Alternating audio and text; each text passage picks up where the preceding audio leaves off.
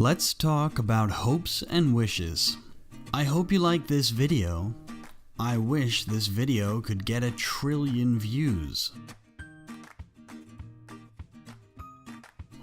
The rule for using hope and wish is pretty simple.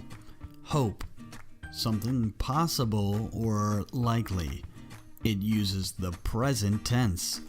Wish, something impossible or unlikely. It uses the past tense.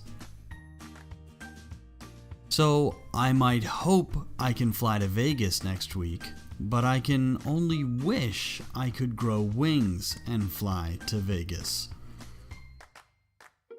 This rule of past and present tense applies to all hypothetical or conditional statements. If something is likely or possible, you should use the present tense or future tense. If it is impossible or unlikely, the past tense is better. Let's look at an example. If you buy this car, I'll give you a discount. In this example, buying a car is realistic, so we use the present tense. If you bought 10 cars, I'd give you a huge discount. In this example, buying 10 cars is unrealistic and not likely, so we use the past tense. I wish I had a good job.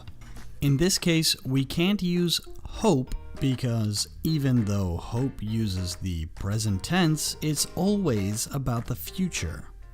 This statement is about the present. So we can hope for a change like this. I hope I get a good job. Talking about learning something works the same. I wish I could swim, rather than I hope I can swim. That's because swimming is currently impossible for you. Without learning, you cannot do it. You could instead say, I hope I can learn to swim, if you think it's possible or likely. Or, I wish I could learn how to swim. Let's try some practice questions. I will post the answers at the end of this video. Choose the correct word, wish or hope, and change the verb to past or present tense.